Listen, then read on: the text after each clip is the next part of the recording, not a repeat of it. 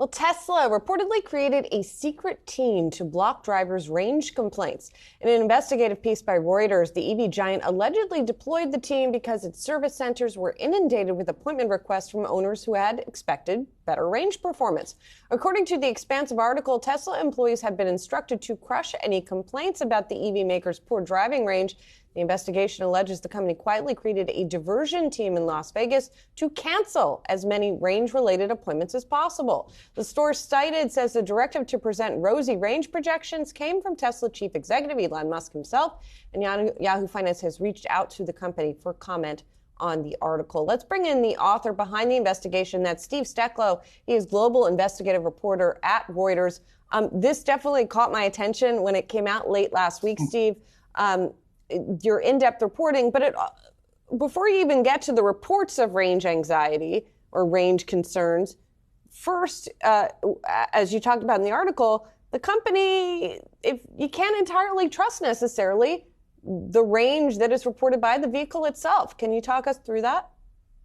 Well, yes. What our reporting found was that for years, Tesla has exaggerated its range. And about a decade ago, they decided to rig the software that shows the range numbers when you're actually driving in the car. So it would show you what was described to us as rosy estimate, and again, it's like while you're driving, it's showing you this is different from the window sticker. But eventually, as you mentioned before, this led to the company being inundated with thousands of complaints from people complaining that they're not getting the promised range that was advertised. And so if we're understanding correctly, the company were then diverting these complaints when they received them and then squashing them, or just kind of making sure that they fell out of the system? Yeah, so they created this team, as you said, it was in Nevada, and its sole purpose was to cancel appointments that Tesla owners had made complaining about range. The way it works for the Tesla is you could book an appointment using their app on your phone.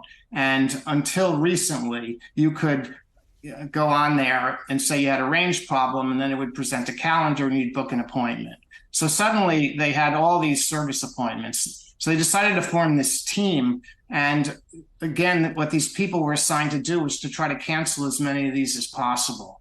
So over time, they were ordered to, if they tried to call a customer and the customer didn't answer the phone, they would close the case. If the customer answered the phone, they were told speak no more than 5 minutes. Eventually, they changed the app, so you couldn't book an appointment over the phone at all. You were told that Tesla would contact you. And that's when suddenly at that point, they were getting like 2,000 complaints a week. And all of these were sent to this diversion team. You might be interested to know on the diversion team, the people on it were rated based on how many service appointments for range that they canceled on a daily basis.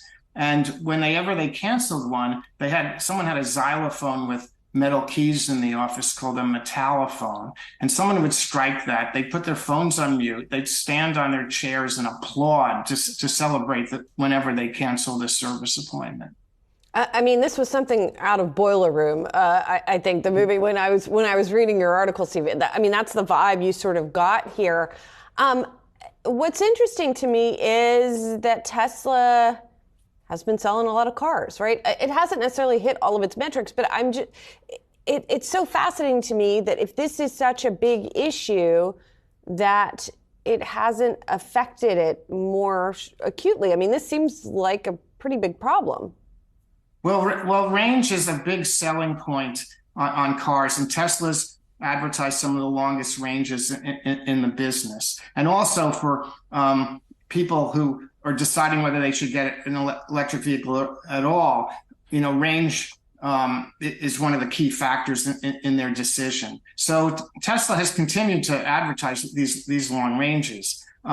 Just last month, they were required by the South Korean regulators, who fined them about $2.1 million for exaggerating the range on their websites in South Korea over a several-year period, primarily for not disclosing how much cold weather can affect range. The South Koreans found, and others have too, that with an EV, cold weather can reduce the range by almost half or more. So Tesla was required to post on its website a disclosure in which they admitted they had falsely advertised in South Korea. And at the bottom was several executives, including Elon Musk.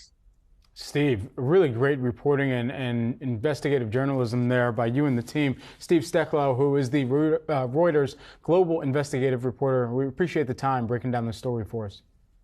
My pleasure. Thank you.